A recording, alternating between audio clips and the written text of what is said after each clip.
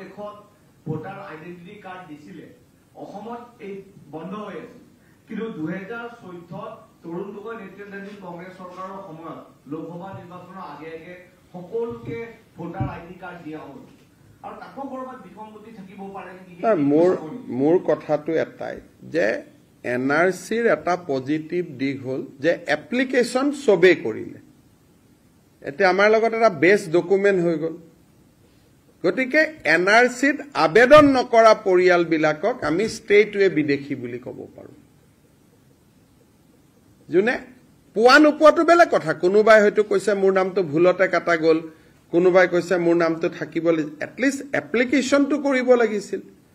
যদি তেওঁ এপ্লিকেশনেই কৰা নাই তাৰ মানে তেওঁ অসমীয়া নহয় বা তেওঁ ভাৰতীয় নহয় কাৰণ অসমত থকা সকলো ভাৰতীয় নাগৰিকে আবেদন কৰিছিল সেই কাৰণে এতিয়া আধাৰৰ ক্ষেত্ৰত আমি ষ্ট্ৰিক হ'ব খুজিছো আৰু কোনো ৰাজ্য চৰকাৰ এতিয়ালৈকে ইমান ষ্ট্ৰিক হোৱা নাই আমি যেটো লেভেলত গৈ ষ্ট্ৰিক হ'ব খুজিছো আৰু আমি যদি ষ্ট্ৰিক হওঁ ভাৰতৰ আন ৰাজ্যবিলাকো ষ্ট্ৰিক হৈ যাব তেতিয়া এই যেটো ট্ৰেন্ড আমি দেখা পাইছো ই কাৰ্টেল হ'ব কিন্তু 14ত ভোটাৰ লিষ্ট দিয়া ইউ পজিটিভ যে